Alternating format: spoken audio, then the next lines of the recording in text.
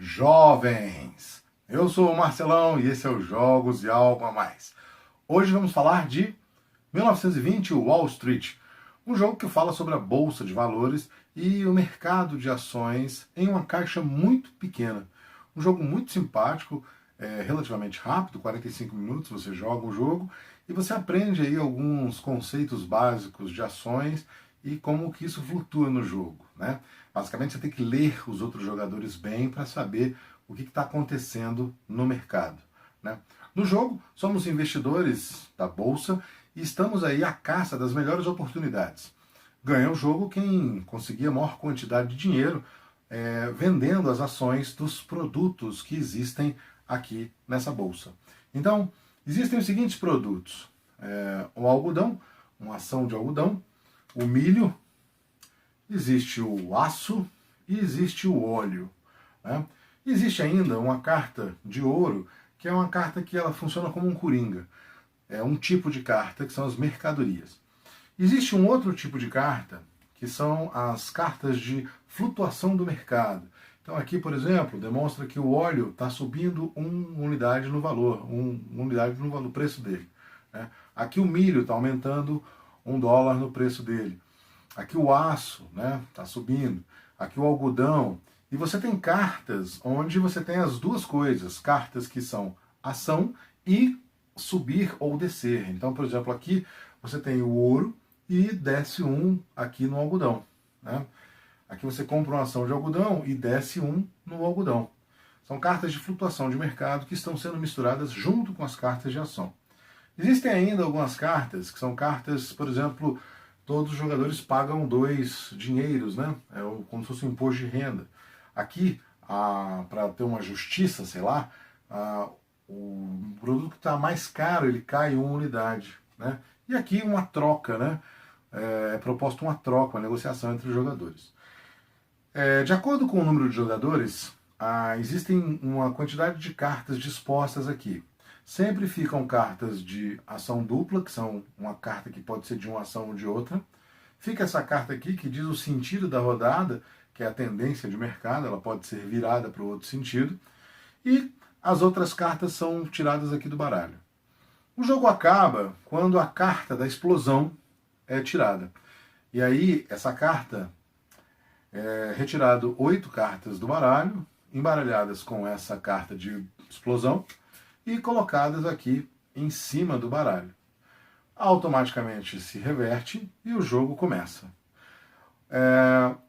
O que eu acho interessante do jogo é que ele é muito simples. Na sua vez, o jogador só tem 3 opções possíveis. Então ele pode mover o seu peão e comprar a carta que ele parar, sendo que para cada movimento ele paga 1 e a carta ele paga o preço da carta. Então, por exemplo, esse peão azul andou 1, 2 e a carta custa 2, 4 dinheiros. Essas cartas aqui indicam a renda que o jogador possui. Toda rodada ele vai ter essa renda disponível. Como para 3 jogadores começa com 4, então ele tem os 4 dinheiros exatos. Então ele compra essa carta e guarda essa carta aqui para si. Ele tem aqui uma carta que ele comprou e que ele pode fazer a carta, que é justamente subir a ação do milho 2 unidades. Ele guarda a carta porque essas cartas têm pontos de vitória que serão úteis no final do jogo. E abre-se nova carta aqui para ele. A outra opção é aumentar a renda dele. Então ele pode pagar 2 dinheiros, né? Ele começa com 4, ele paga 2 dinheiros e vira a carta. As cartas têm vários valores. Então se você pagou 2 dinheiros e descartar a carta de cima, você agora tem renda 5, por exemplo. E a outra alternativa é você vender uma carta que você tenha. Então vamos supor que você tem aqui uma carta de óleo, né? E aí, na sua vez, você descarta essa carta que está com você aqui, você joga ela fora, certo? Coloca essa carta de óleo disponível, está vendendo ela para o mercado, e você recebe a metade do valor do óleo na cotação. Então aqui o óleo está começando com 6.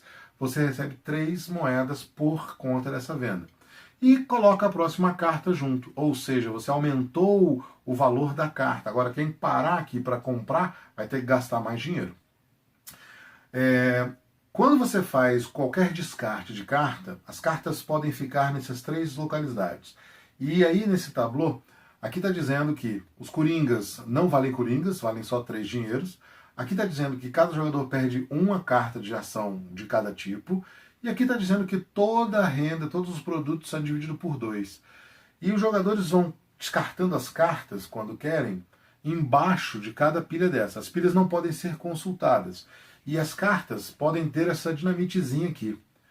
No final do jogo, quando aparecer aquela carta da explosão, contam-se as dinamites.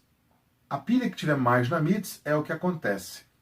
Conta-se o jogo, conta-se o dinheiro de cada um, vendem-se as ações que podem ser vendidas e o jogo acaba, né?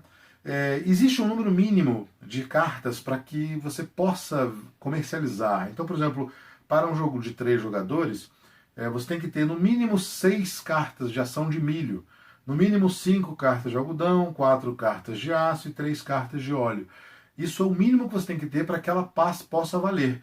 E ela vai valer, cada ação vai valer a cotação aqui do mercado, que vai flutuar conforme as cartas que nós dissemos, certo? Bom, o jogo é esse, relativamente simples, mas é muito dinâmico, né? Porque você tem que comprar ação, prestar atenção em quem tem ação, verificar aí como é que está o mercado, se vale a pena vender para você ganhar logo aquele dinheiro, porque se chegar no final e você não tiver vendido, você não acumulou ação suficiente para fazer ponto. Então é muito interessante essa logística, né? O algo a mais sobre esse jogo é que realmente o jogo, como vários do que temos aqui, eles imitam, eles refletem alguma coisa da história. Nesse caso especificamente, uma nota triste, né?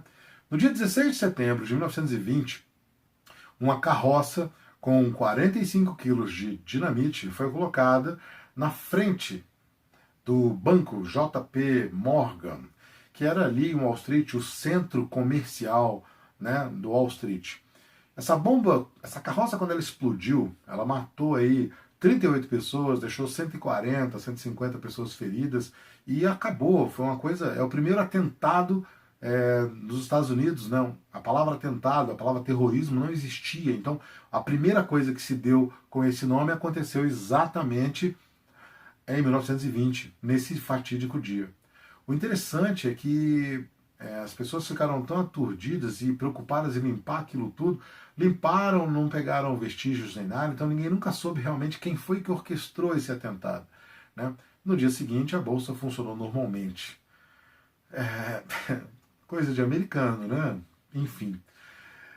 Se você gostou do jogo, gostou da história, dê o seu joinha, compartilhe com amigos. Sugestões e comentários são sempre bem-vindos. Até a próxima!